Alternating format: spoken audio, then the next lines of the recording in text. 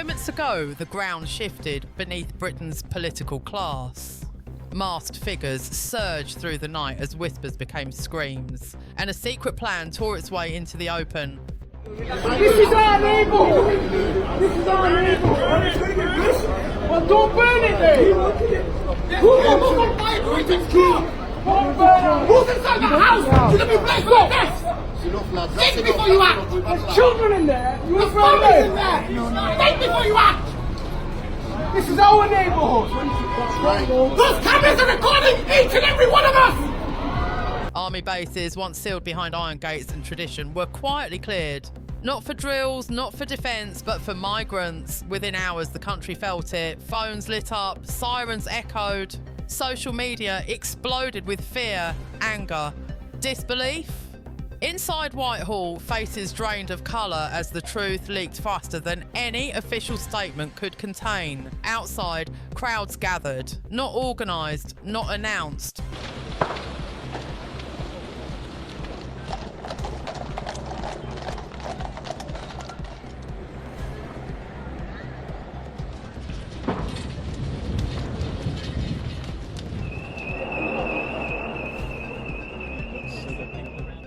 But driven by a single question burning in the dark.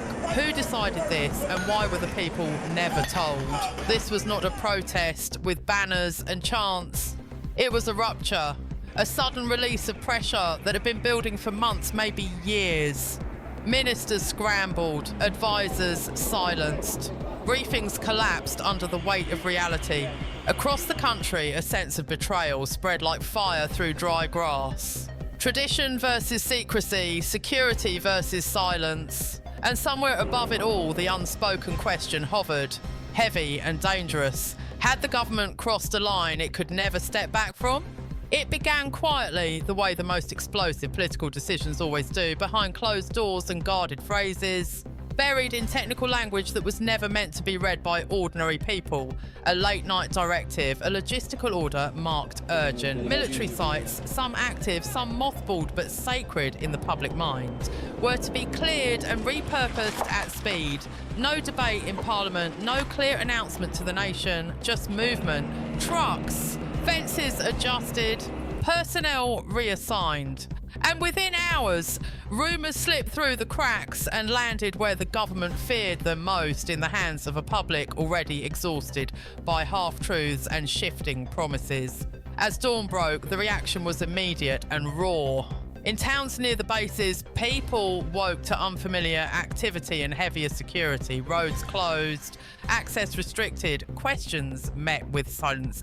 That silence did not calm anyone. It ignited something darker. Online videos spread of masked groups gathering, not claiming leadership, not waving party flags, but united by a shared sense that something fundamental had been taken without consent. Commentators tried to label it, to box it into neat explanations, but it refused to stay contained. This was not left or right. This was trust collapsing in real time. Inside government buildings, the mood was described as panic. Emergency meetings were called as senior figures realised the scale of what had been unleashed. The Home Office blamed operational necessity. Defence officials spoke of temporary measures. The Prime Minister's team pushed out lines about compassion and capacity, but none of it landed. The public had already reached its own conclusion. If army bases could be cleared overnight, what else could be decided without them?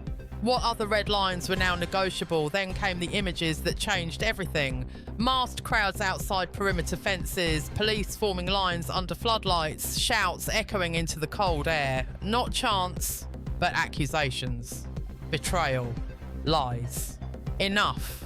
The word mob was thrown around by morning headlines, but on the ground it felt more like a warning sign of something deeper, a rupture between rulers and ruled that no press conference could repair. Veterans spoke out, their voices shaking with anger. Local councils demanded answers they were never given. Even within the armed forces, unease spread as soldiers watched their own spaces stripped of purpose without explanation. And hanging over it all was the silence from the very top. No clear reassurance, no apology, no admission of misjudgment.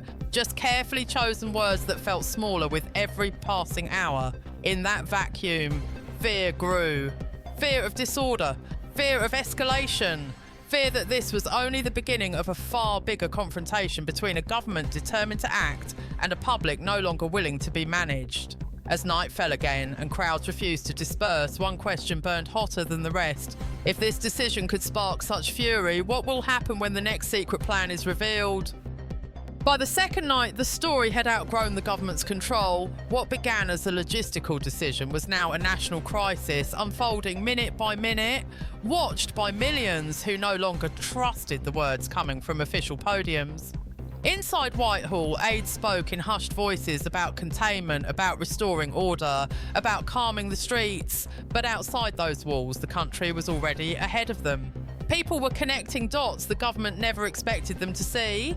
Years of pressure on housing, years of promises about borders, years of reassurances about security, and now, suddenly, military land was being repurposed as if it were just another unused building. Stripped of its symbolic weight, stripped of its meaning, stripped of the sacrifices tied to it. The anger hardened as more details leaked. These were not emergency shelters discussed openly with communities. These were pre-approved sites, assessed quietly, cleared deliberately, and prepared without public consent. That realisation hit like a punch to the chest. For many, it confirmed their worst fears, that decisions affecting national security and social cohesion were no longer shared, debated, or earned, but imposed. The sense of being managed rather than represented spread fast, and with it came a darker mood. Not chaos yet, but something more dangerous. Disillusionment turning into defiance. Media studios filled with shouting matches, but on the streets the energy was colder, more focused. People stood in silence facing fences, faces covered not just to hide identity, but to symbolise erasure, the feeling of being unseen by those in power. Police commanders warned privately that this was unlike anything they had prepared for. There was no central organiser to negotiate with, no clear demand list, just one overwhelming message repeated again and again in different voices. You did this without us. You crossed a line. Within Parliament, cracks began to show. Backbenchers, especially those in constituencies near the affected bases, panicked as inboxes flooded and surgeries were overwhelmed. Some demanded emergency debates, others urged restraint, fearing that public admission of error would only embolden the crowds. Cabinet unity, already fragile, started to fracture. Leaks emerged of furious arguments behind closed doors, defence officials warning of long-term damage to military morale, Home Office figures insisting there was no alternative. The Prime Minister, sources said, was furious not just at the backlash but at the leaks themselves, as if secrecy could still be restored by force of will. And yet every attempt to regain narrative control failed. Each carefully crafted statement sounded colder than the last, more distant, more bureaucratic. The public heard process, they wanted principle, they heard necessity, they felt sacrifice but not one they had chosen. Veterans groups went on air, their words cutting deeper than any opposition speech. These places are not empty, one said, voice trembling. They are filled with memory. That sentence travelled further than any official defence ever could. As tensions rose, whispers began to circulate about the palace. Not statements, not confirmations, just quiet suggestions that the situation was being watched very closely. In Britain, such whispers carry weight. The idea that this crisis had reached beyond politics into the realm of tradition and national identity added another layer of unease. Commentators debated whether the line between government authority and public consent had been dangerously blurred. Others asked a question no one in power wanted to answer. If the state can move this fast, this quietly, this decisively, what stops it from doing so again? By the end of the second day, the word temporary rang hollow. Temporary fences had a way of becoming permanent. Temporary measures had a habit of reshaping nations. The crowds did not fade. They grew more disciplined, more resolved, more aware that they were now part of something larger than a single policy decision. This was about who decides the future of the country and whether those decisions still belong to the people or have slipped entirely into closed rooms guarded by silence. And as midnight approached, with police stretched thin, ministers divided, and trust collapsing faster than order could be restored, one question hung over Britain like a gathering storm.